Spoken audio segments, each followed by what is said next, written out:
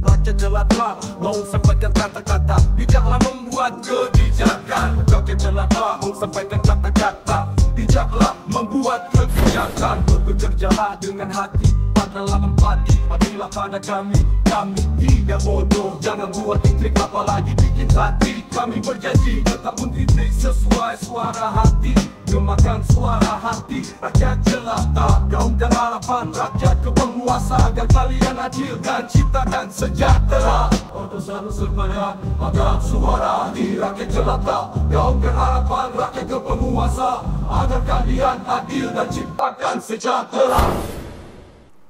Perang hukum atau permainan politik? Ya, kasus dugaan ijazah palsu Jokowi terus berkembang. Satu persatu saksi terlapor maupun saksi pelapor dihadirkan, baik di Bareskrim maupun di Polda Metro Jaya. Dan di Solo juga sama. Mungkin ini akan simultan juga di Magelang, Depok dan sebagainya. Mestinya sih nggak begitu ya, kasihan ya orang-orang yang sama kemudian dipanggil ke sana ke sini. Tapi baiklah, kita akan coba bahas ini ya. 45 pengacara kawal Roy Suryo. Jadi Roy Suryo CS tentu maksudnya ya, bersama Rismon Sianipar, Dr. Tifa, Pak Rizal Fadilah, mungkin nanti juga termasuk di situ ada Egy Sujana dan yang lainnya, tim dari TPUA. Nah, melihat ini tentu menjadi babak baru, karena ternyata 45 pengacara ini bukan main-main, bukan pengacara kaleng-kaleng. Di situ ada Abraham Samad, ex ketua KPK. Di situ ada Ahmad Yani. Nah, ini politisi yang juga pengacara, terakhir bikin partai Masumi Ripon kalau tidak salah ya. Kemudian ada juga Pak Amir Samsudin, pengacara sekaligus sempat juga menjadi politisi Demokrat ya. Nah, tentu ada juga Ahmad Hozinuddin, ini anak muda yang garangnya luar biasa, selalu terdepan dalam kasus-kasus pembelaan terhadap kepentingan rakyat. Siapa yang mendalilkan, itu dia yang membuktikan. Siapa yang menuduh, dia yang juga harus membuktikan. Pencemaran nama baik, saya mempertimbangkan untuk melaporkan ini, membawa ini ke ranah hukum. Siapa mendalilkan harus membuktikan. Nah sekarang Jokowi mendalilkan. Kita siap berperang secara hukum. Sementara yang kita dapat dari Solo itu soal ijazah rumah Jokowi, ya akhirnya kita awalnya 5 disaring lagi jadi 3 yang bisa bertemu.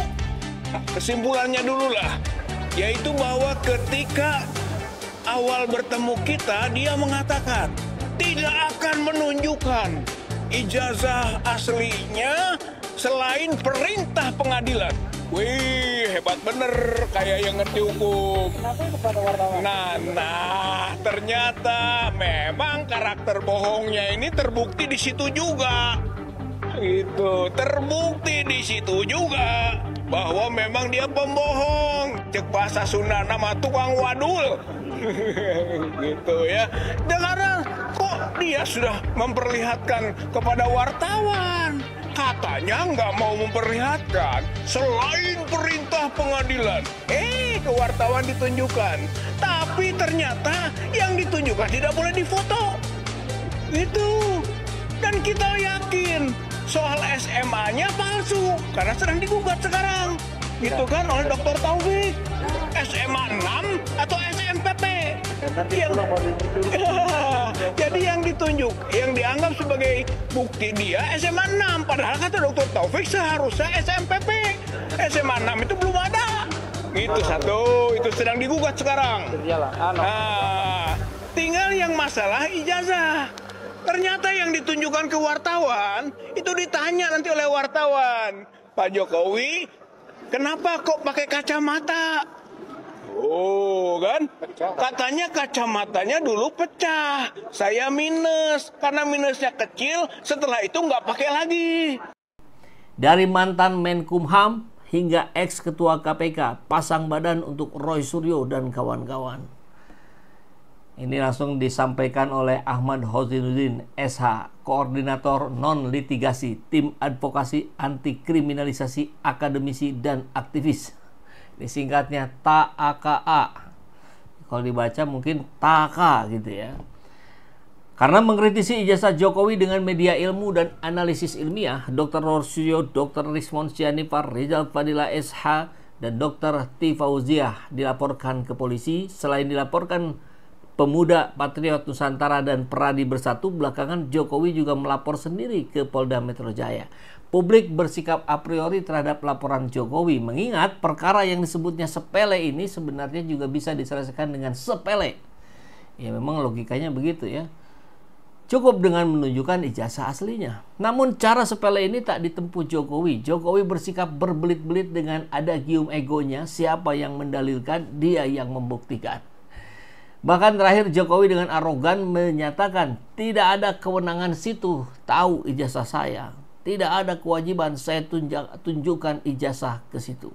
Memang kalau hal yang dia ingin simpan tidak untuk disampaikan tentu akan dia pertahankan untuk tidak dimunculkan. Tapi kalau itu menjadi sebuah hasil karya, itu menjadi sebuah prestasi, ya biasanya pasti dimunculkan. Apalagi kita tahu sekali Pak Joko Widodo ini paling sering memunculkan sesuatu yang dimilikinya, mulai dari kolam yang berisi kodok gitu ya, kemudian SMK yang dia gadang-gadang, terus juga anak istrinya, mantu dengan sepedanya, cucunya itu selalu dimunculkan. Bahkan ruang-ruang yang bagi sebagian orang itu privacy, beliau sampaikan itu.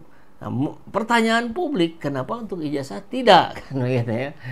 Oke, lanjut. Namun kriminalisasi terhadap Roy Suryo dan kawan-kawan ini tidak didiamkan. Sejumlah advokat segera membentuk tim advokasi. Tim itu diberi nama TAKA, ya. Tim Advokasi Anti Kriminalisasi Akademisi dan Aktivis. Dalam tim ini, penulis diberi amanah menjadi koordinator non-litigasi.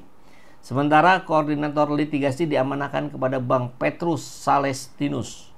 Sejumlah advokat yang berhimpun dalam tim ini ada Dr. Amir Samsudin SHMH, mantan Menkumham era SBY, hingga Dr. Abraham Samad SHMH, ex-ketua KPK. Terlibat dalam tim ini. Ada juga Dr. Ahmad Yani, tadi fotonya di thumbnail sudah kita munculkan, dan tim LBH Masyumi yang bergabung. Nah, beliau pendiri Masyumi juga ya. Ada Medi Juniarto, ini salah satu wakil ketua TPUA ya. Azam Khan, Sekjen TPUA. Gufroni, ini anak muda dari Bandung ini. dari LBH Muhammadiyah. Jadi beliau juga terdepan dalam penanganan kasus-kasus yang melibatkan kepentingan rakyat. Jadi apakah dengan membaca nama-nama ini yang berasal dari institusinya bisa menggambarkan bahwa institusi tersebut juga mendukung? Nah, ini belum tentu memang ya.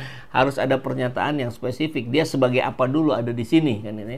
Tapi kalau betul bergabung, dahsyat luar biasa ini. Ada Masyumi, ada Muhammadiyah. Oh, ini bergabung. Keren sekali ya. Tinggal yang belum dari mana mungkin? Dari NU ya. Yang lain-lainnya ada Pak Samsir Jalil, Kurnia Triyoani, dan seterusnya. Ya. LBH Masyumi, selain Dr. Ahmad Yani, ada juga Nora Yesenovia, M. Ridwan, dan seterusnya. Kemudian Bang Petrus tidak sendiri, dia boyong anggotanya dari TPDI yang bergabung. Ada Erik, ada Karel, ada Robertus, ada Paulette. Wah, ini keren ini. Dari nama-namanya aja sudah kita dapat kita lihat, ini berasal dari background yang berbeda-beda.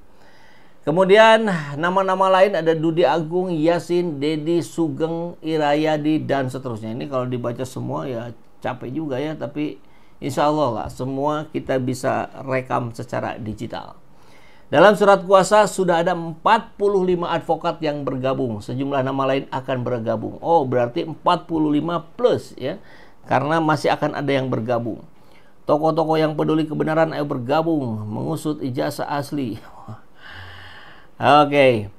Tim ini akan komitmen penuh untuk mengawal kasus ini. Mohon doa seluruh rakyat Indonesia agar tim kami bisa melindungi para akademisi dan aktivis dari ancaman kriminalisasi akibat laporan Jokowi.